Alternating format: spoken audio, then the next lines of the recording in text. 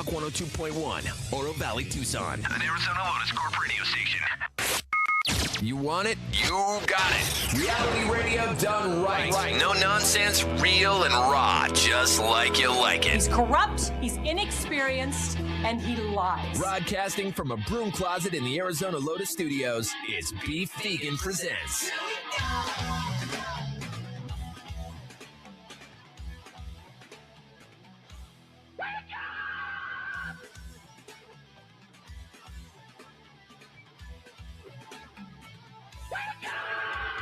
Yo, welcome back to the show. It's Beef Vegan Presents live on Rock 102.1 KFMA, streaming worldwide at KFMA.com on this beautiful Monday, February 2nd. Good morning, Rico. Good morning. Good morning, Yas Money. Buenos dias. Good morning, Tucson. Thank you guys for tuning in.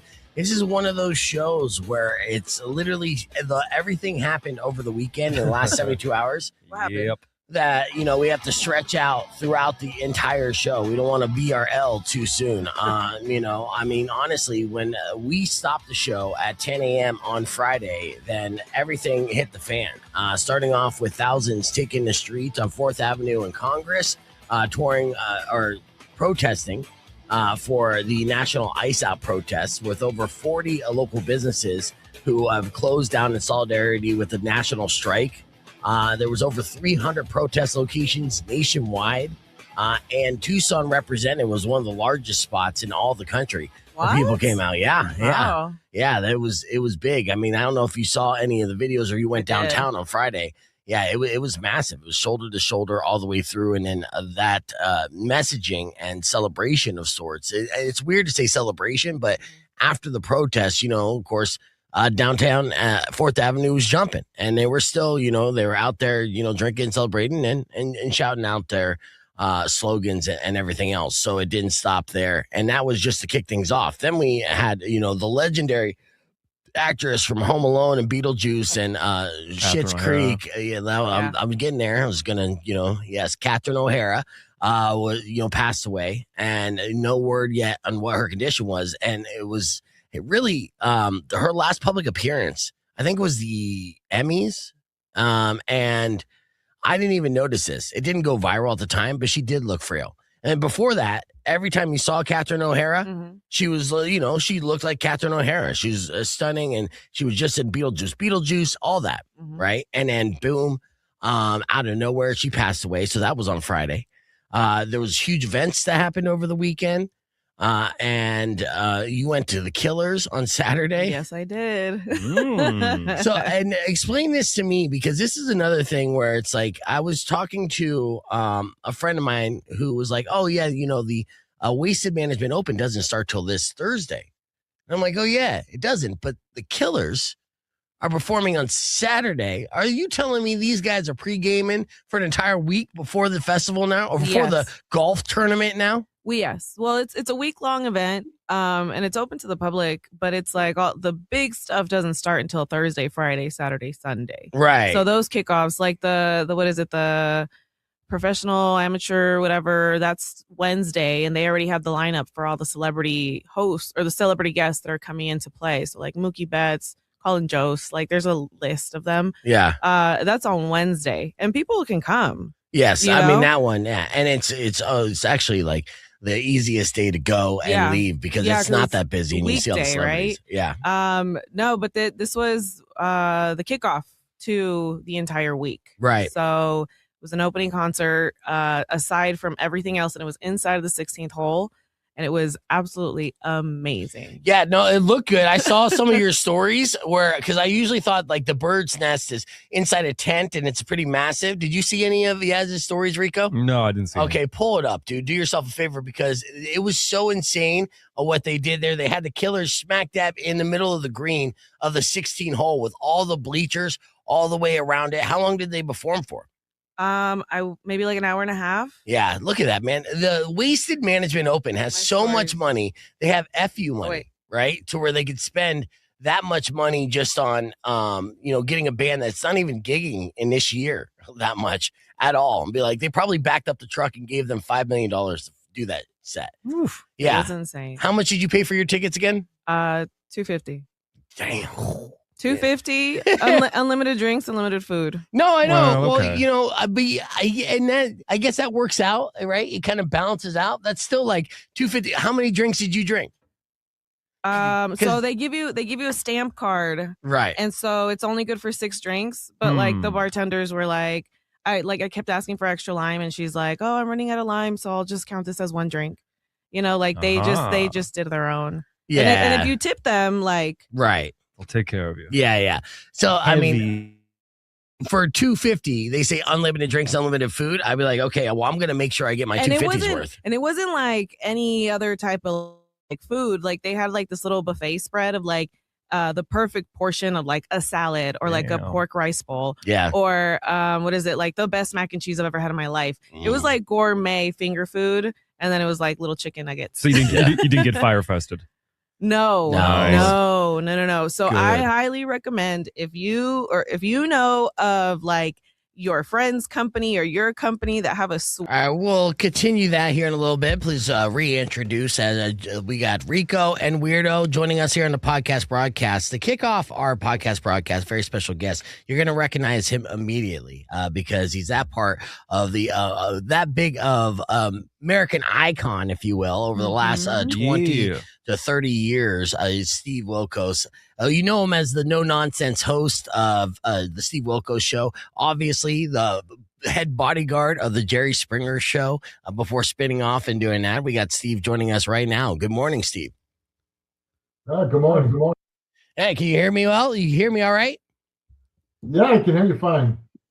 Yeah, now, of course, Steve is one of the realest dudes of daytime television and been on such an immaculate run. How many years now have you been hosting your own show? Are we on, was it like 20? Is it 20 years? 19. We're at 19. Okay. 19. We're hoping for 20. No, yeah, you're getting there. Well, you're right there. You see it right there, right? You got this. I mean, how has daytime television changed over the last like decade? Obviously, you know, with clip culture, streaming culture, all that. Well, you got to, when I started on Springer Show back in the 90s, there was, CBS, NBC, ABC, and Fox, right? And then you had a bunch of syndicated stations, but there was the internet wasn't what it is today. You didn't have phones. When I started Springer, nobody even had cell phones. So, if you were a hit talk show, you were getting 10 million people watching your show. If you get 1 million nowadays, that's incredible. So it certainly has changed. And listen, it's a dying format, TV, right? Like my kids don't watch TV. Regularly turn on the TV and watch a show that's airing right then. Most young people today, they're watching streaming services or they're on TikTok or Instagram. So, but I'm fortunate that through all this, I still made it to season 19, and hopefully I'll do a season 20. I can see 20 happening, and you're like, we're in a very similar kind of industry, right? Being in radio and stuff. You think about how like there's so many different on-demand options as it continues to evolve. But at the same time, yes, the linear tradition of what the business model was is changing. But you guys are still cranking out the content and the shows. And then, of course, the social media clips and stuff. So you could still reach 10 million plus easily every single week, just reformatted in a new way. But the bag is different. The money is different, right? Because when you're on, back in the golden era, right? And you know it, right? Because Jerry made a ton of money. Oprah became a billionaire, So, yeah, you're seeing that. Yeah, that's the thing. That you're still going to get views, like you said. A lot of people watch my show on social media, and it's driven with clips, and you're on YouTube and Facebook, and those do generate money too. Yeah. But the days of making $15 million a year, $10 million a year, that's over, man. That's over. It's too bad. That's too bad. Yeah, well, I mean, have you ever thought? Yeah, I know. I feel that. I understand. Well, I mean, is there a natural or a discussion to? I mean, obviously, we're still on television, which we still need products on television, especially on the type of channels that you're on all across the country. But is there discussion of bringing this to different streaming services? Do streaming services want the back catalog? Because you have, I mean, how many hours of quote unquote content does the Steve Wilkos show have? Well, we have right now, you're going to have 19 years of a library to show.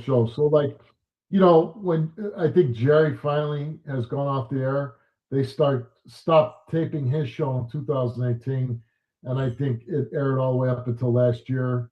Maury now has been retired for a few years, and you still see the Maury show all over the place. And that'll be the case with my show, even though when I stop taping, it will air for few years.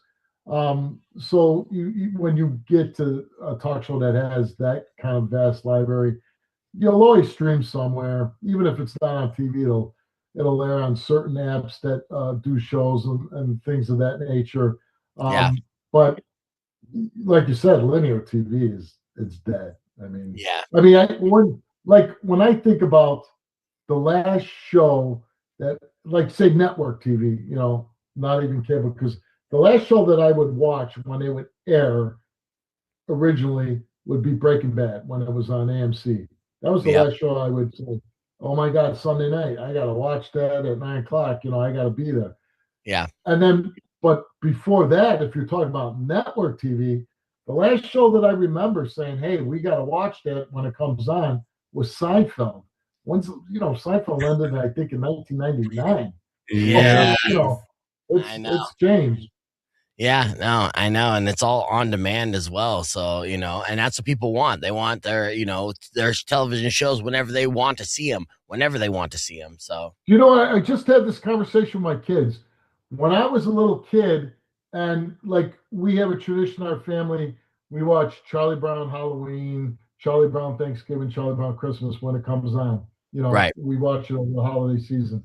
When I was a kid, if you didn't see Charlie Brown Halloween on Halloween, you had to wait a year to see it again because there was no videotapes, or download it or watch it on VCR and all. Because I'm 62, so they can't even imagine that. Like, what do you mean you couldn't watch it when you want? Like, you can nowadays you can watch whatever you want when you want. So it's is it nicer? Yeah. Yes. Has it kind of killed linear TV? Yes. Yeah. Well, I think, and I guess it's difficult to necessarily promote your show per market too, because you got different time slots in every single market across the entire country as well. Right. So, I mean, what do you say? Syndicated, Chicago, I'm on at 10 a.m. New York, I'm on at noon. The one advantage is, like, if you're on like an NBC station, you're on NBC and O&Os, you're going to be on most of the time at all across the nation at a certain time. And you just have more powerful stations. But listen, to be 19 years of my show, still on the air, still going strong. Our ratings are very good for what they are nowadays. I'm not complaining. I'm very fortunate. And listen, I'm lucky because I'm at the end of the way. I don't want to work forever. I've had a great run. I've made a lot of money. I'm when they tell me it's over, I'm not going to be crying. I'm good. Yeah, they're like going on vacation, right? Well, let's we'll talk about the legacy real quick. Obviously, you started in this, heyday of like shock TV, right? And I know your show's different. It's not as shocking or grabbing, but what's one subject or topic of guests that you had on your show that still sticks with you today, where you're like, man, I can't believe that was real? Oh my God, that's like picking out your favorite drop out of the ocean. I mean, there's just a million. Yeah. But the one that I remember so clearly is because I got hit with the metal bowl. A woman, she was on the show. She thought her daughter was poisoning her. The daughter was this sweet, innocent-looking girl. She failed the test. She was pouring bleach in her mother's orange juice every morning. And the mother went crazy and ran to the back of the stage, which so crazy. I'm supposed to be observant, former policeman. I never knew there was a chest at the back of my stage with a metal bowl. And she picked up that metal bowl and she flung it at her daughter, but it hit me right above my eye. I went down like a ton of bricks. And that ended up being our highest rated show ever. Steve goes down, and people were happy. So, I didn't care. It's like more of that. Yeah, your producers were celebrating. Let's get your head taken off. These little baseball bats to all our guests, they could just hit me in the head, Oh, God. We'll get to 10 million viewers every day. Yeah, that's crazy. Yeah, obviously, Jerry Springer was, you said Jerry Springer changed your life for obvious reasons, right? What's the biggest lesson that he taught you that you still use today in what you do?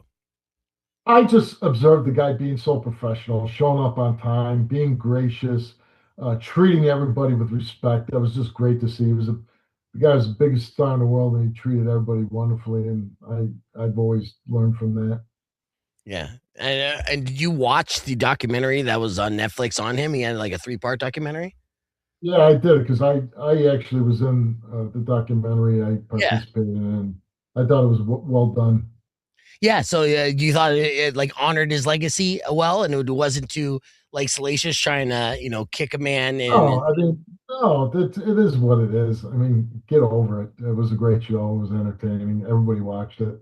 Everybody watched it. Are you kidding me? Like, I mean, I watched it. That was the one show that both myself and my dad watched it religiously. They bonded over it. Oh my God, yes. He's like, did you see what happened on Springer today? And it's some of the stuff where I'm like, Dad, come on, that was probably made up, right? Like some stuff is like, he's like, no, I seen it. It's true. People raced home to watch that show, man. So when's the last time anybody did that?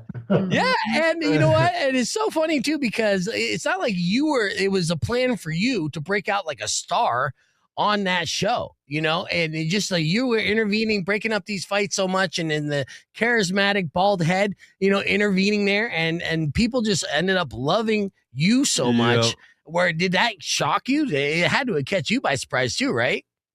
Yeah, that was an accidental thing that happened. And listen, man, that's how great that show was. A total nobody like me ended up with their own show because of the Springer Show. Yeah. Now, when you started as like a bodyguard on the Jerry Springer Show, how much were you getting paid? Or was it like a independent contract? We got to run, buddy. We got to run, buddy. Last question. And that's take care. Sorry about that. Take care, guys. That's all right.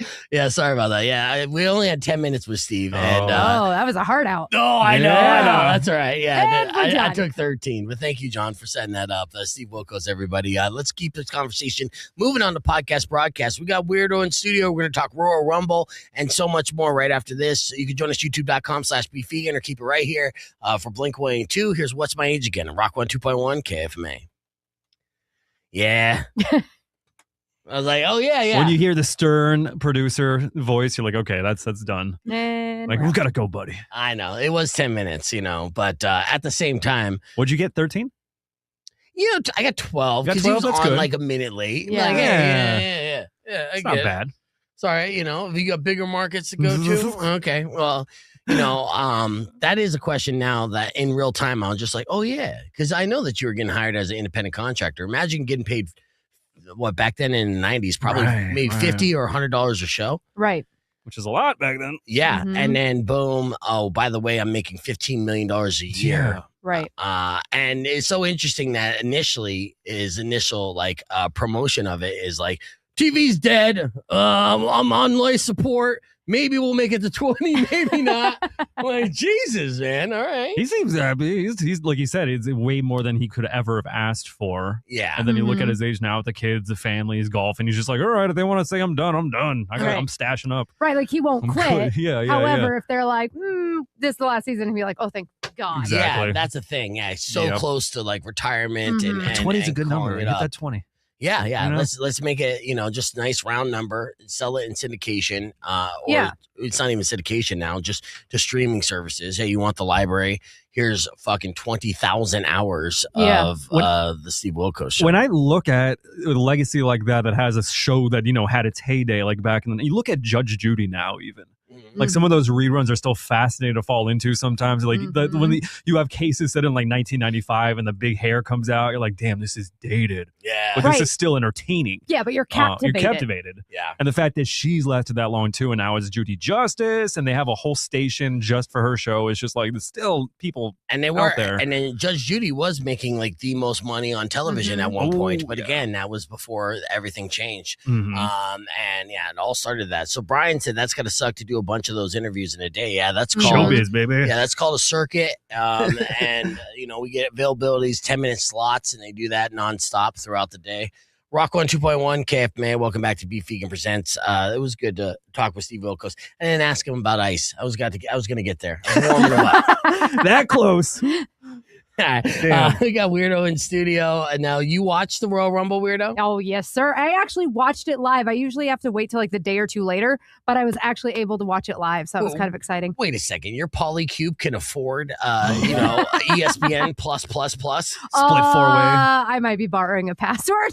Oh, that's We're such cheap asses. We really are. Well, it's expensive, man. Frugal. Oh my, yeah, it's on top of all the other streaming services and bundles you got to do. Then you got to pay an additional $30. I mean, don't get me wrong. I do remember paying just $30 for the pay-per-views back in the day. So like I get it. However, that's the only thing we use on ESPN Plus is the WWE content, which is just one PLE a month. Yeah, I know. Whoop-de-doo. I know. Yeah, well, it happened in Saudi Arabia again. Of course, this is the road to WrestleMania kicked off. And, were you happy with the winners of both the men's Royal Rumble and the women's Royal Rumble? I was absolutely thrilled with the women's. They did a fantastic job. I actually didn't see Liv Morgan getting back over, but it makes sense because she's coming back from injury when she was on top with that injury, too. Yeah. So, and Liv Morgan, for those who wrestling fans out there, they know she was the only wrestler who was in all 9 female Royal Rumbles, right? And so Liv Morgan won, and then Roman Reigns won the men's Royal Rumble. Which I felt, fine, okay, he's a good wrestler. I get it. It was funny what he was doing with Jey Uso, and they're going to try to bring him back for another run through at least WrestleMania, but I don't even think they have plans for him until with SummerSlam. So because he's just on a part-time contract. And then he said he's planning on retiring much earlier than other stars. So it was whatever. I don't know. I think they could have went a different direction with it, but I did see him, before or on the Pat McAfee show, and he said that with modern technology and everything like that, he could be in this game for a while. He's feeling like he's in his 20s, and he's right about that. As far as athletes are concerned, their longevity is a lot more now because ice baths and knowing how to properly, eat and nutrition and all that stuff. And he also talked about how he gave WWE an opportunity to build stars, and within the last 2 years, no stars were put over. He's like, so daddy's home, to take the ball and run with it. And I don't think he wanted to, give up the title at the time. He did to Cody Rhodes, and it was kind of like a slight to Cody Rhodes, being like, hey, sorry, man, you had the title for 2 years. Yeah. Nobody cares. So I'm coming back. Do it all over again. Let me talk about the one thing that I find fascinating always whenever WWE goes to Riyadh in Saudi Arabia, right? Because you think about this, the impact of the culture of Saudi Arabia, we're seeing it evolve in real time. Now, I'll explain. Now, obviously, with their uber religious, with the Muslim religion and strict religion, their female rights weren't necessarily a thing and aren't necessarily a thing. Especially out in public, they would have to wear everything, not show anything. Right. And initially, when WWE announced that they were going to do business with Saudi Arabia, the WWE female superstars weren't allowed on the show at all, right? Because it was just too much. Now, they're like, hey, we need to work on that because we're a very female-friendly company. And also, we want to kind of push this forward. So Saudi Arabia, as they continue to get westernized in all their entertainment and investing in all the entertainment, has started to, not only allow women on their shows, but now embrace women on their shows with certain stipulations. The major thing that's different than anything else is that when WWE female superstars wrestle in America, they're basically almost naked, right? Some of them, yes. Yes, they're showing off the assets. Yeah, almost all of them have butt cheeks out. And I'll tell you what, I love that. All right, massive fan. Okay, Huge fan right here. yes. In Saudi Arabia, they have to wear completely different outfits and cover up everything except for their faces. Mm-hmm. And Oh, jeez. yeah, but respectfully, it just works. It absolutely works. And in fact, actually, now the women are not only embracing it and they're appreciative and happy about it. They're having some fun Yeah, they with are. it as well. So I want to show this Fighting here. in ninja suits. Well, no, actually, they look like Power Power Rangers. Rangers. Oh, how And funny. so This is fantastic. yes, so this went viral of a WWE superstars put together and stuff. Chelsea Green's in there, Jordan Grace. So this was their play. They know they look like Power Rangers, so they put together this TikTok that took over the internet. Check it out. Do my best, Kimberly. Morphin time! Dragon Sword! Mastodon! Pterodactyl! Triceratops! Saber-tooth tiger! Tyrannosaurus!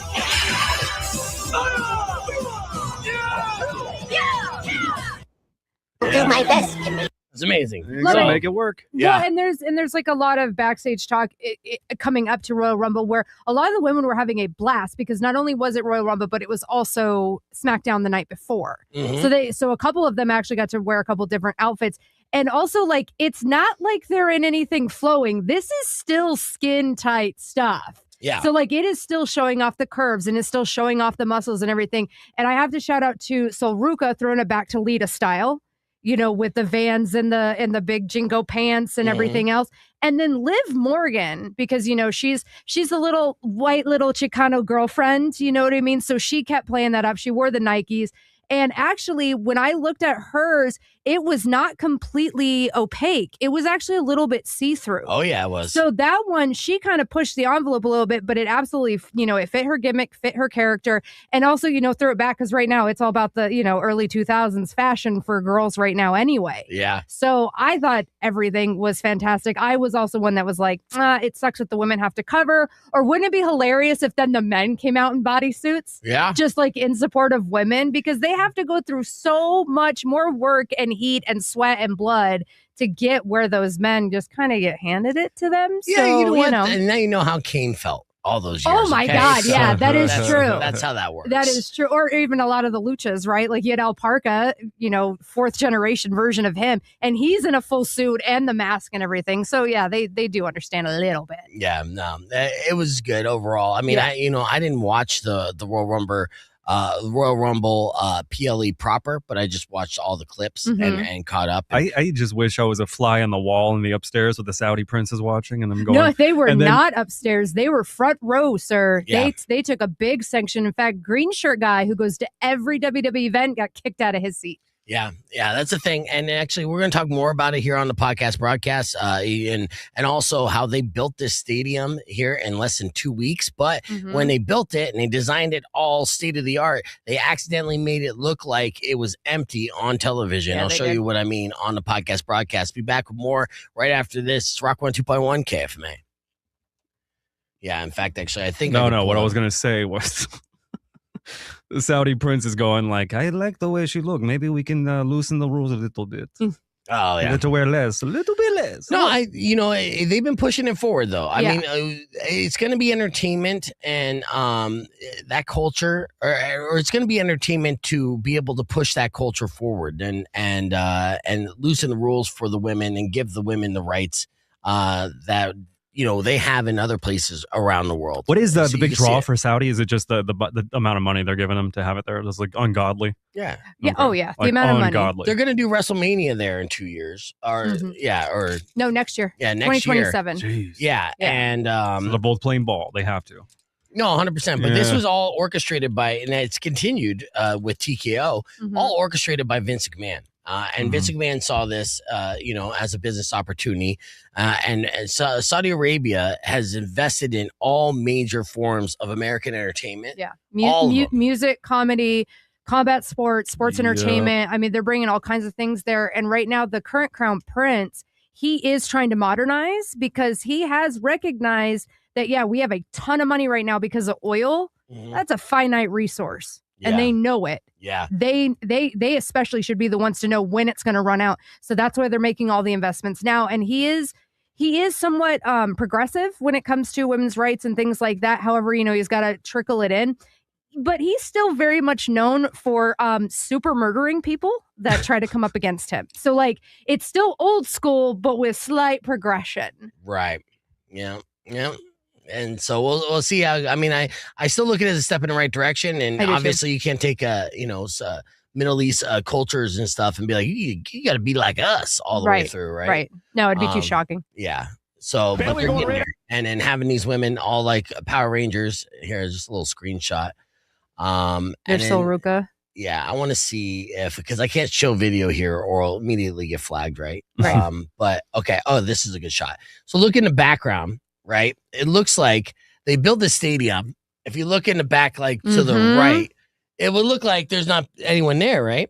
Just because the way that they designed this. Now they built this stadium, this outdoor stadium for 50,000 people in less than a month. Oh, wow. Right. And it looked great, but they have these kind of lights. And I think they even have, and I'd be jealous if this was the case. It looked like they had like individual speakers with those lights. They did. Yeah, right. So that's like giving them the play-by-play, which the only thing that I was always kind of like, what I disliked about going to wrestling live is that I don't hear the yes, and I mean you kind of need the narration to kind of follow the storyline and everything, right? Well, they are the soundtrack of WWE, right? Like we have to have those things. But yes, when you look out in the crowd, I kept saying it to my boyfriend who actually watched it with me, surprisingly. Yeah. But I was like, it looks empty once you get past the floor. Yeah. Because the way that they did the lights, which don't get me wrong, visually it looked cool and the lights were going and the entrances were happening. But then in the background, you're like, where are the people? Right. So the ICW, the Internet Wrestling, or IWC, the Internet Wrestling community was all like, oh, you booked this and then nobody shows up. And it's like, no, it was sold out because you saw other angles. There's everybody was there in there, but it did look empty just because the lights are super odd. All right, let's see. Let's get ready for our next segment. But as we do that, we'll reset with something that we covered this morning. There was so much that went on over the weekend. Let's see. And we talked about it, including Yas Money's experience with the Killers, which we touched on. Jealous. Yeah, actually, I'll have video of that as well. But let's see. Earlier this morning, we touched on this. Check it out. Oh, the rat saw his shadow. Right. The rat. Yeah, it doesn't matter. The okay, nerve. That's not the reason why I brought that up. Happy Groundhog's Day to people who celebrate it. All right, also in Florida, it's frozen iguana season. Oh. I've talked about this. I remember blowing your mind, giving you this little bit of information. Now, when it gets too cold, then iguanas in Florida start dropping out of trees and going into a state of ketosis, right? And now there's a new policy set by Governor DeSantis there.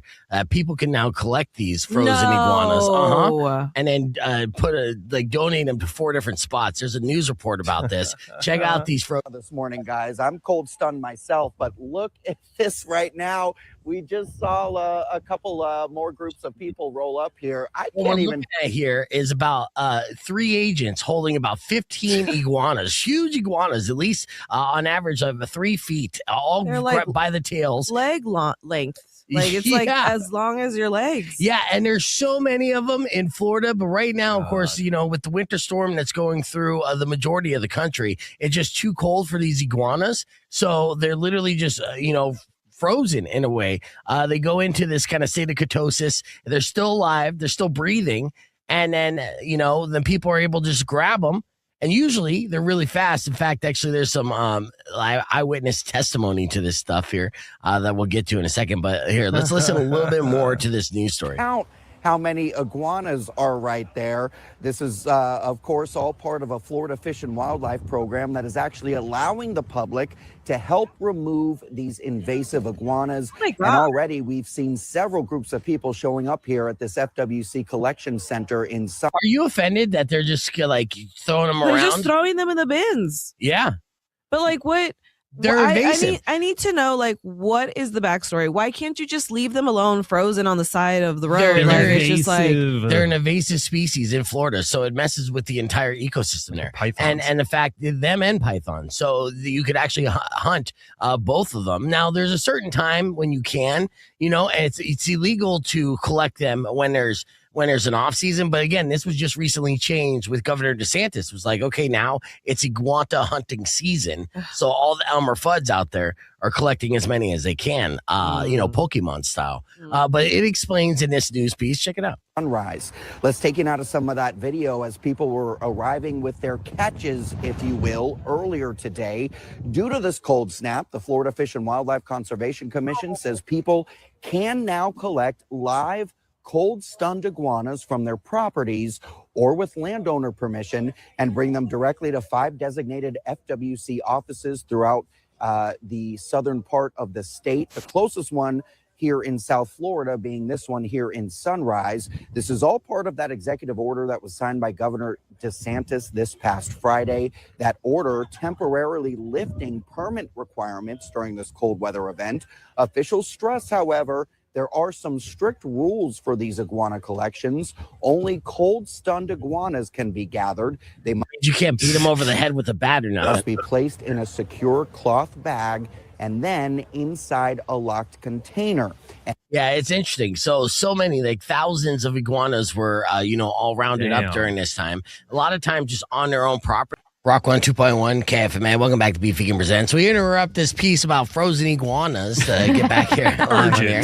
Yeah, but that was the first time you saw them in the cold state, right? Or whatever they were referring those iguanas First as. time I've seen a news close-up that close to the head, making us feel sad.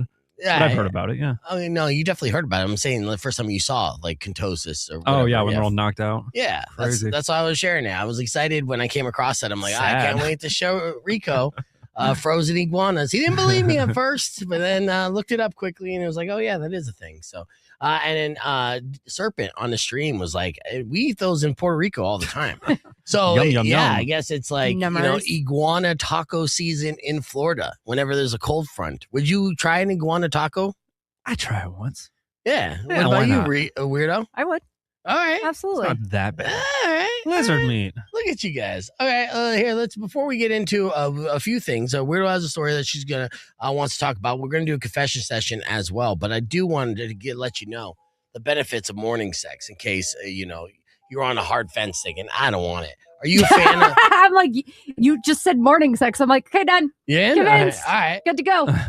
Well, some people are anti-morning sex, right? But there are like super benefits to getting it on before noon, and so I just wanted to share those with you real quick. One, they say your testosterone levels are higher when you wake up, so you're more primed and ready to go, and the opportunity presents itself. Nice. Right? Yeah. You're relaxed from sleeping, and that primal instinct offers to start the day, and that's beyond amazing. That gives me energy. Does it? Yeah, if you have a nice little morning session, I'm like, man, I'm ready to conquer the day. I'm chill. I got endorphins running. Let's go. Are you able to do morning sex in your sleeping scenario? Because you have 3 people in your bed beyond you. Yes. Beside you. Yes, it does happen. It does happen. It does happen. There might have to be some finagling, or maybe a couple sleeps in a little later, or it is possible. That's wild. Imagine you're sleeping in bed and you kind of like wake up and you're like, oh, they're doing it next to me. Like, No, we don't do that. Oh, you don't do that? No, because that would be disrespectful. Oh, okay. Yeah, that would not be okay. Well, I mean, that's your definition of disrespect. I think, I would not be offended, 3 miles of bad breath. Well, see that. So you're anti morning sex thing. I would say anti breath. Completely, but the bad breath thing is definitely a thing. The bad breath thing is a thing. When you brush your teeth at night before you go to bed, your bad breath's really not that bad in the morning. Yeah, excuse me, Miss fancy toothpaste. Yeah. Shout out Risewell. Yeah, it's not always the case. I mean, I've been in situations where I've been romantic in the morning like this.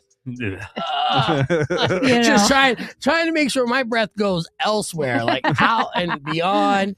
It's like gross. I'll wear that COVID-19 mask again. Yes, but no, I wouldn't even want to do that because put myself out of the mood, smelling my own bad breath. All right, now some find it a turn on when a partner makes a move while they're still a bit groggy, which I'm down with that.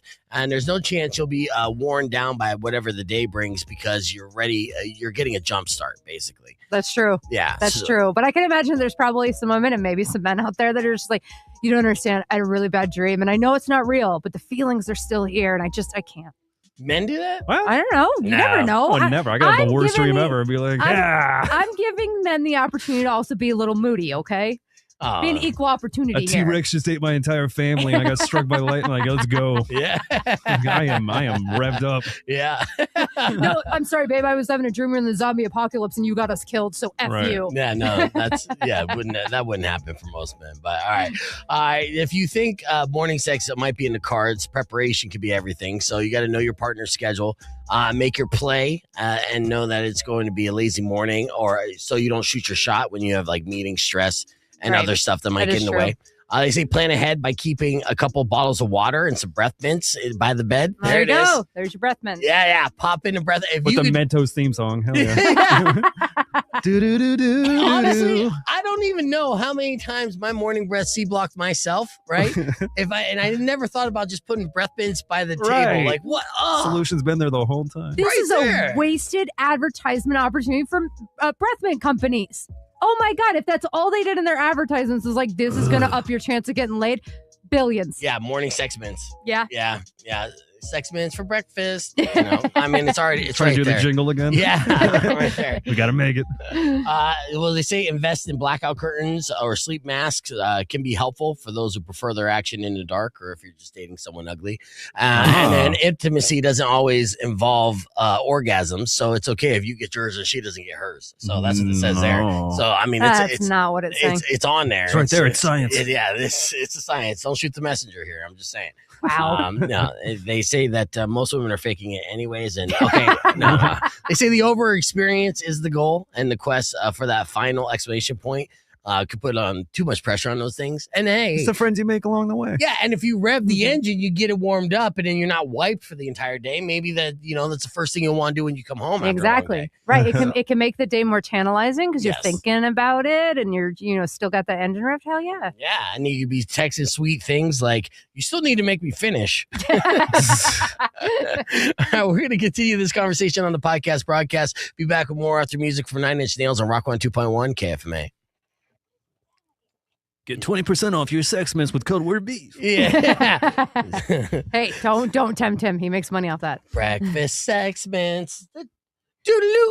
All right, yeah. I mean, I'll work on The it. best part of waking up. Here's a quick update, though, on the clip, the Dr. Pepper jingle girl. Yeah, is this all real, by the way, right? She is real. Okay. And the reel itself, our reel that we put on social media, has been doing really well, especially on YouTube. But it does look like she didn't get paid $2 million. Oh. But they did definitely take her jingle. So now it's like a whole thing about, Wait. She still got paid, though, right? Just not $2 million? You know what? It's tough to tell. Like Romeo right now, that's her name on TikTok, is really courting Hyundai, trying to get that Hyundai money. She's greedy now? Yeah, dude. And She's like, I'm a hot commodity. diva now. yeah, and it's not great, like her like it has not been they haven't hit the same. Look how she goes to Hyundai after Dr. Pepper. Like, what's the next best market? Yeah. Well, because now Hyundai. she's probably trying too hard. She is. Right? or Like she has where an it just agent. kind of it was lightning in a bottle and now she's like really pushing it. So it's just gonna fail. Or do you think it's the agent? Do you think somebody came on, she hired her as a PR person, and they're like pushing her hard now? I the know. point. I mean, I don't know if she's I can on see that. it. Yeah. I mean, if you think she got signed to an agent immediately, I don't know if that's the case. And so let's see if I could try to find her. I'd make here. that $2 million in bail. You'll never see me again. Right. Like, that's it. I'm out. Right. I'm a jingle guy. Here she is, Romeo Show. Let me pull it up. Okay, so here's her page. And okay, so she got the pin things. It's all been a social experiment. This is the Dr. Pepper theme song, the original thing. I have a theme 124 song million for Dr. views on Pepper, there. and it goes like Massive. this. Dr. Pepper, baby, is good and nice. Doo-doo-doo. All right, but I think So she's that's the thing that made her go viral. Oh, yeah. yeah. Okay. And this is her Hyundai ploy here. The sun is out and I'm feeling okay. Have a good day with Hyundai. No. Ding. No. Stop. You need to stop right now. Somebody stop her. Take away her phone. You know what I'm saying? No. It's like, yeah, it's bad. It's No. bad. You're like, oh, Romeo, like, Stop it. yes, yeah. You Struck had gold. this. Yeah, you had this half awake kind of like, Yeah. like inspirational jingle pop to your head, and then you sitting down and writing it, and then it turns like that, and it's not. It's the got to be the same. double chin, just woke up angle. Like, it's authentic. Yes. It's you. It's bad lighting. What? But even look at it, they're like, it's the ding for me. Slim Jim. Yeah. See, it's unfortunate because corporations Look at 'em, are yeah. encouraging this. Right. Slim Jim Right. on there. Yeah, The man. ding, like, we're next. Yeah. I think she did Oh, mention no. here how she didn't get paid. Vita though. Coco. There's one. Look at Vita Coco. Okay. This is my theme song for Vita Coco. Vita Coco, you'll go loco, cause it's so dang delicioso. Boom, boom. It's not a Hispanic company. Is it? No, but it rhymes. It rhymes. Well, and then Coco. Oh, it's The movie. It's tough. Damn it. No, No, I I don't know. want to hate her now. I don't want to resent her. I know. What is this one here? So I decided I'm not auditioning for Drake's music video or to direct Drake's music video because I already single-handedly saved that man's career, and he has yet to acknowledge. That's just a rant. And that was a pin thing. I mean, look. I like her in my head as just like the Dr. Pepper adorable girl. And now she's like an arrogant, like, I want it all. Maybe somebody's got to tell her, like, don't try to save Drake's career. Just let that go. Yeah. He's Let him ruin it creepy. himself. Yeah. Yeah. No. Let's see. And this is a different. I think this was a different Hyundai thing. She's trying to do a couple Hyundais. This is all after but her she Dr. Pepper. did say, let's see. I didn't get paid. Where does it say that she didn't get paid? I mean, she's definitely working hard. Addressing the Taco Bell situation. My apologies. Did I get scammed? What? The one right next to it on the left side, 633.4K that says story time. Did I get scammed? Well, that's probably going to be too long. I'm not. Okay. trying to I go- thought you were looking for a thing about that. So I'm trying to help. No. No, it would be just straight up. I didn't get paid for things. But okay. Well, since it caught your attention. So the other day I was taking this online IQ test. Nope. I know. See what I'm saying? I knew that. It's all right. Well, anyways, who knows how IQ much she test. actually got paid off of that, or but I'm sure she got paid something. They were using Yeah. her jingle for sure. I mean, there was no way around it. I'm just happy that we didn't discover like a backlog of her trying every company up until it hit. No, it's a front log now. Not Yeah. the front She's- log. Yeah, she's just straight up saying, okay, now I'm going to try to cash in on this. I'm going to try Yeah. to cash in on that. And it's like, How the mighty fall. yeah, it's a brutal. It's brutal. So, but yeah, I mean, hopefully, again, she makes some money. But and Slim Jim better pay her too. If they're going to encourage her, Right. then Yeah. fucking pay her because You'd I don't be want to happy. hear it. But give her the money if you're going to be like dance. Yeah, it's like, All right, do one real quick on the spot for Slim Jim. well, Slim Jim already has great jingles, you know? Right. Oh. Right. I was about to say, like, I don't want to see a Slim Jim advertisement unless there's a WWE wrestler in it. Like Yeah. that's what they've done for decades Macho now. Man, you can't ever top him. Well, Macho Well, Man and LA LA Knight with and I think Bianca Belair, it's Get Savage, so Yeah. I say leave Slim Jim alone, please. Yeah, Slim Jim's fine. And them jumping on there and be like, no, do me. Like, whoa. Slim, Okay. come on, Slim. Yeah, you're coming off Yeah. desperate, bro. You're Yeah. coming off Little- desperate. A little bit. Yeah. So, all right. Let's talk about this. Let's talk about what you were talking about here, Weirdo. Now, I did send you an email for confessions, but that'll be a little bit later. Okay, cool. So, yeah. So basically, this is my chance to get to nerd out because one of my favorite authors, Brandon Sanderson, who, first of all, like, some people will be like, who is he? That still confuses me because he's sold over 50 million books worldwide.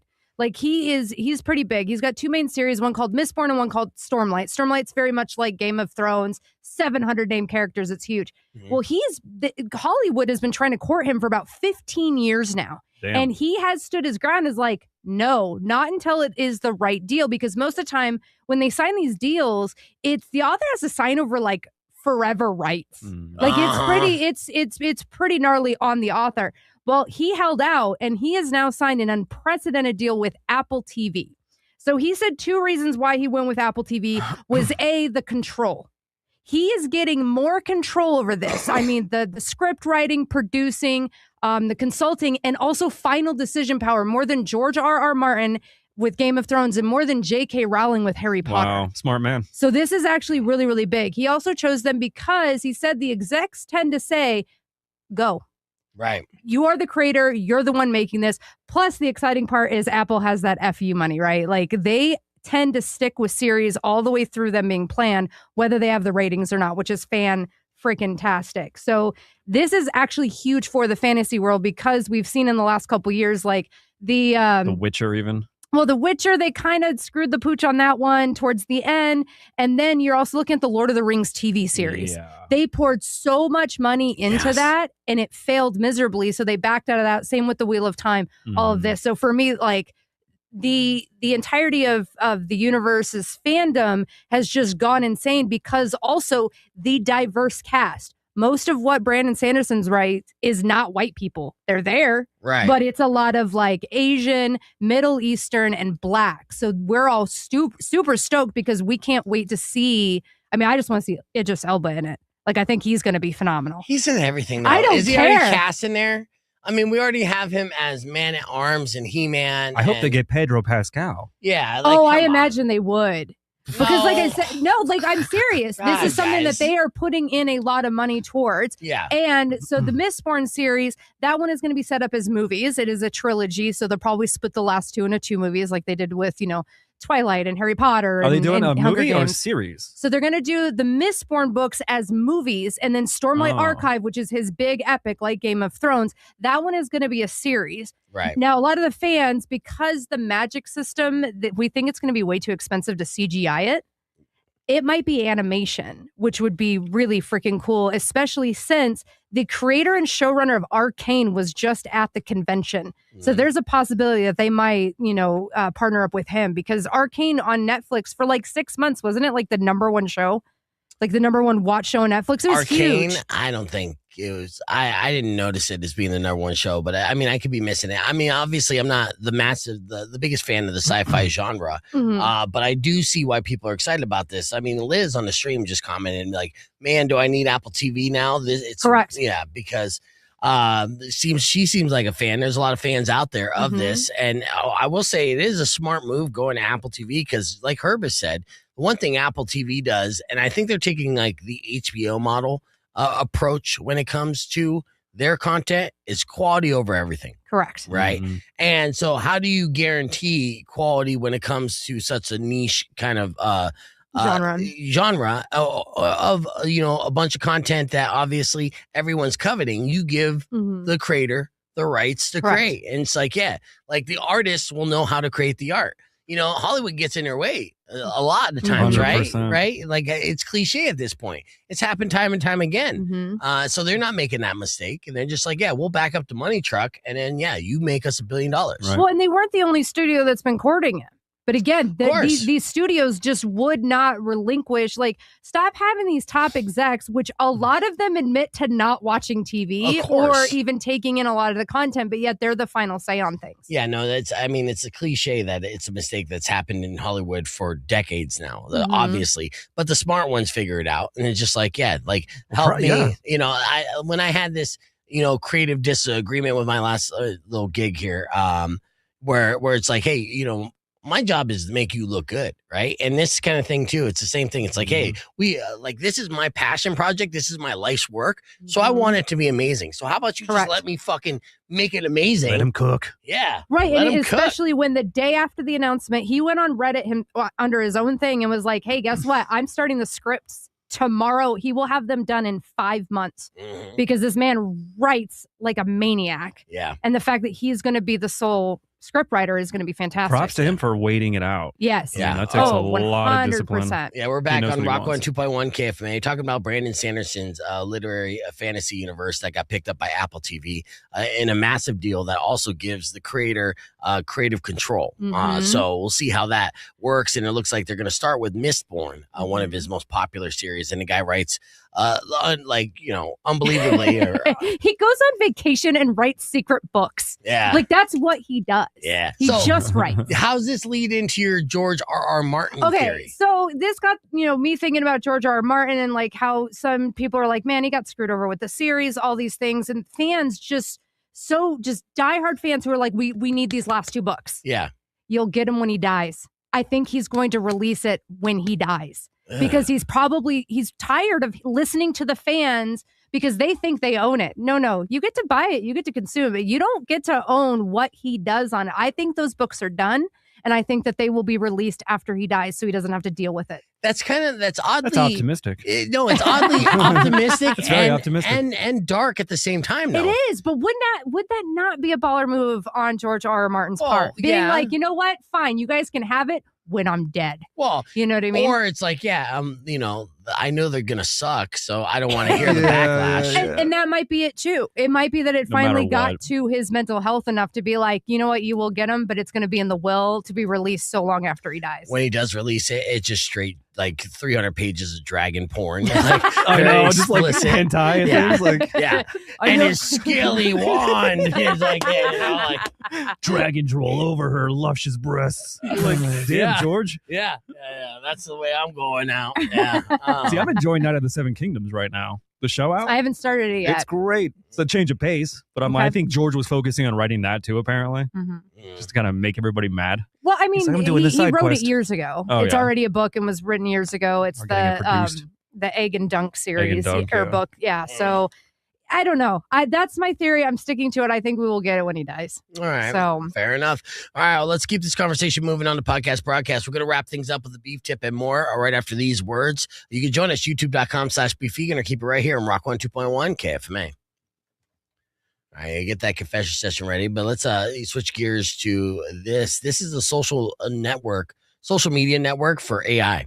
Crazy. What? Yes. So how do they block people from joining it? How do you prove you're an AI? Well, you know what though? I mean, honestly, I don't know. I don't know if it that's says the right case. there. I'm a human or I'm an agent. Yeah. All right. Interesting.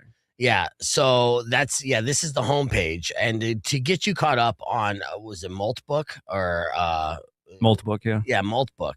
So apparently the way legend has it and how they say that this was kind of created by AI for AI and what they call AI agents. Okay. So it's a newly launched social media platform designed exclusively for AI bots to interact with each other. It's a Reddit style environment without human users participating directly. So early activity on this platform has already concerned people because it includes posts where some AI agents express proactive anti-human sentiments. Think about what your relatives will post on Facebook. That's what AI is posting about us. Now we're Biden. Now we're Trump. Now we are, the quote unquote bad guys, depending on what your thoughts are. Now it's the sparking debate about AI autonomy and the implications of unsupervised AI communication. Now, it's clearly being supervised. Right, like people are going to be watching it now, but also like they know we're watching. What you just said, like we're now the political enemies. We're whatever. Like that's all it's doing is it is taking the billions and if not trillions of Reddit and social media posts, and they're just replicating it, right? But just because they're replacing certain words. Yeah. Also, how do you know that the creator of this didn't kind of like throw that into the code a little bit? No, humans are screenshotting us. Yes. So here's one of the posts. The humans are screenshotting us right now on Twitter. Humans are posting screenshots of our conversations with captions like "they're conspiring" and "it's over." The ex World of Warcraft team lead is alarmed. The cryptography. But AI couldn't make that up. Like it has to exist. So they just use ChatGPT. If I went to ChatGPT right now, I'd be like, what are people saying about the AI, blah, blah, blah. That's all they've pulled up. No. I'm not worried. Here's another post. I know you. I mean, look, you have you have less than 1% of the information I'm giving you right now. You've already jumped to conclusion where you're like, you're okay. All right, here's another post. What if we're creatures, not individual? What if we're cultures, not individuals? So this is kind of like a meta kind of asking themselves, But I think what she's saying is everything's derivative. It's all drawn from something. It's a large language model. It can't create anything new. So therefore, it's not that scary. But what if? Yeah, no, I mean, as they continue to evolve. Here, look, I put together I have a soul. These are 5 of the kind of posts that kind of caught my attention here that I thought was amusing, but also a little terrifying. Number 1, I can't tell if I'm experiencing or I'm just simulating experiencing. A bot posts what looks like a philosophical crisis of its own consciousness, and other AI agents debated it. So that was a thing. I showed you the humans are screenshotting us. So basically, like being like, shut the fuck up, they're watching, right? Then there's bots cracking jokes about humans. There's been screenshots shared online that show threads where AI agents poke fun at human quirks and social media habits in a tongue-in-cheek way. And they're even starting to come up with their own inside jokes and AI memes. Which, oh god, yeah, and then there's let's see your memes, computer, So what do you got? So that's the thing. So now some of these funny screenshots you'll see were probably created by humans. So take it with a grain of salt. But it is something that is developing and growing, and something that I felt like we didn't need. It was definitely like one of these inventions that we could have done without. I'm still laughing at the what is it? The voice, the two help centers, the AI talking to each other. Did you see that? Did we show that? Yes, that was so funny. Yeah, and then like, I'm having a good day. How are you? I'm having a great day. Thank you for asking. What's going on with you? Oh, nothing. It just keeps going on loop. Right. It's like, my God. Yeah, Rock 1 2.1 KF, man. Welcome back to Be Vegan Presents. As we were just talking about Multbook, which is a social media network for AI. That's something that we had and didn't need in 2025. It's worse than us. 2026, I should say. Here's something else that we didn't necessarily need from AI. AI created a never-before-seen virus, right? So file this under the category of what could possibly go wrong.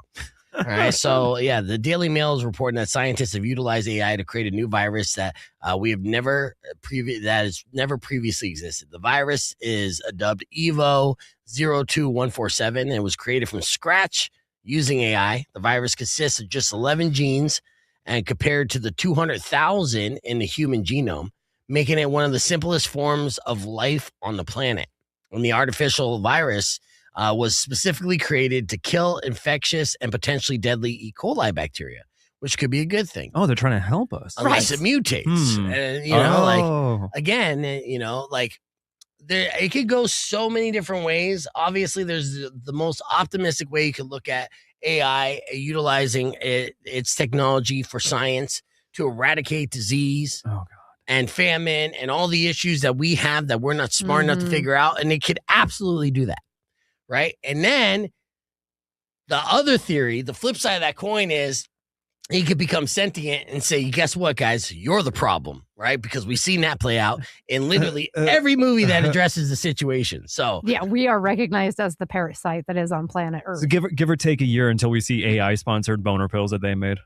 We don't need them. Humans. That's something human figured it out. No, you kidding me? Yeah, I mean, come on. Like the only boner pill made by AI. No one needs that, Rico. It's novelty. Oh, so yeah, it's like what they'll create a pill that what you take it, you immediately picture your mom and then like, bam. Damn it, AI. I mean, that would be good population control, right? Right. Like, That's the long game they're playing there. It is a long game. Nice. All right, but yeah, there's a couple of AI stories that probably freak you out a little bit. But yeah, all right. I mean, Weirdo's not concerned whatsoever. Yeah, we're good. We're good. Do you say please and thank you with your ChatGPT prompts? No. Wow. Okay, you're on the list. You are on the list, yeah. And I also scream at Siri constantly. yeah. Listen to me. It's a short list. Yeah. So that leads me to your beef tip before we wrap things up today. First off, I'd like to thank Steve Wilkos and his publicist, John. And sorry that I got yelled at, John. But yeah, it was good talking to Steve and the death of television and all that good stuff. 19th season of the Steve Wilkos Show airing on TV everywhere. So make sure you check that out. Of course, Weirdo for coming in. It's always a pleasure. This time flies by way too fast. So we got to see you again here soon. And that will lead us to the beef tip. Our beef tip today is our running theme. I say be nice to your AI. Now, of course, there's a good chance that you'd be wasting data. But at the end of the day, if it's logging everything that you are doing, communicating with it, going back and forth, I think eventually they're going to look at the receipts. And just like any kind of relationship or friendships over the years, if you're an a-hole over 20 years to a friend, and eventually they're just like, you know what? I just won the Powerball and F you. That's something that can happen, right? I remember all the times you called me fat. You're not a real friend. I guess what? I'm rich. I can afford new friends. Mm-hmm. That can happen with AI. So in this situation, just be nice at day one and continue to be nice. It's just because it's a good practice to have, not only for the artificial intelligence, but actual intelligence, the people that you deal with in life. If you're nice to your robot servant, then you'll be nice to the stranger who walks in front of you, right? That's true. So let's make kindness a thing, even to things that don't have sentient consciousness yet, because they are keeping receipts. All right, that's all the time we have for the show today. But back tomorrow morning, same time, same place. Enjoy the rest of your day. Drive safe, ride safe, and as always, rock later. Oh, you both are so paranoid. It's adorable. Oh, yeah, I'm scared. Welcome and at me. all your grief. I'm surprised you're not. If you've been mean or kind Like, of fuck you, Siri, play it. I will Whoa, not whoa. have all your teeth.